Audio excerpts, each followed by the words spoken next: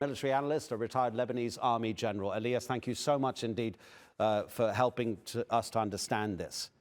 We've spoken about this before, you and I. Israeli ground forces going back to areas which they thought they had already cleared of Hamas. Does that mean the Israeli military is continuing to miscalculate? Adnan, I think that they have a certain kind of strategy about clearing and withdrawing.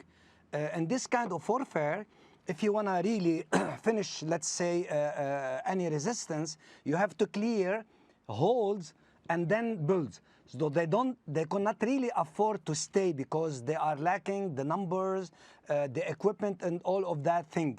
So, and they dubbed, the first phase, the second phase, and the third phase.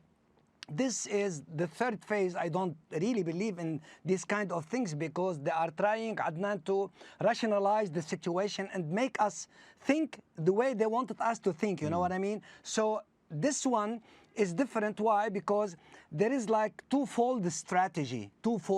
kind of strategies for this kind of things. And if you want to really understand that, you have to go and really listen and analyze the speech of Netanyahu in the Congress. Three things: demilitarize, and then de-radicalize, and then have responsibility, security responsibility for the whole strip, at least for 1 year. So in this kind of situation, they are trying to create an ad hoc, a de facto situation in Gaza, and hence the military operation in Khan Younis. It is considered the center of gravity for Yahya Sinwar, center of gravity for the hostages, and then for the infrastructure. And the battalion of Khan Younis is considered the most hardened, fighters in the Gaza Strip.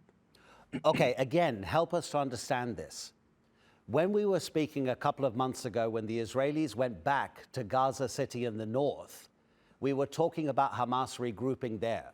So is that happening in the south? What I'm trying to understand is if Hamas battalions and units can move from the north to the south, or when they're regrouping, wherever it is, are they always based there and hiding before they emerge as a fighting force to resist again? Or are they moving from one area of Gaza to another? Adnan, we don't have anymore the structure of a battalion. We are talking about small units from 4 to 10. They deny a battle, direct battle. They go into hiding, and then when they emerge when they have like a real target important. Let me tell you something. In Rafah, they denied a decisive victory or decisive battle. They have prepared the ground by IEDs, by cameras, and then let the Israeli come inside. So later they emerge from underground and try to fight in order to make the Israeli pay a heavy price. So that's why you are seeing until Sultan Adnan. So now most of them or some of them have moved to Khan Younis underground or melting, with the civilian people. And now we are seeing like the guerrilla warfare. It's not really a decisive victory. In this kind of warfare, you need two things to do to achieve. Time, you gain time against your enemy. You attract your enemy to a certain level to make him change his political goals. So this is the way we are seeing things.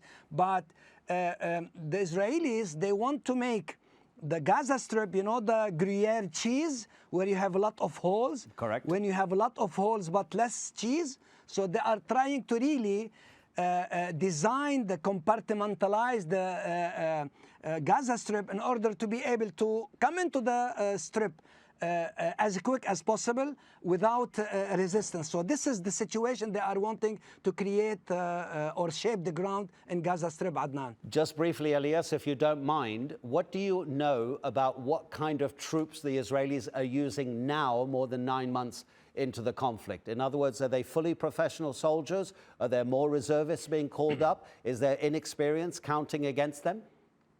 Where you have fighting, Adnan, you need paratroopers and you need special forces are backed by, the armor, the Merkava and whatever, and then protected by drones as well by the Air Force. So what we are seeing in the Rafah, it's the Division 162. What we are seeing in Khan Younis, it's the Division 98, the paratroopers and the special forces, as well as the Shin Bet. So they are the most hardened of the Israeli soldiers, are they? The most experienced, and now we call it Adnan Task Force. For any kind of operation, you assemble the needed qualified personnel and equipment in order to deal with it. We call it Task Force.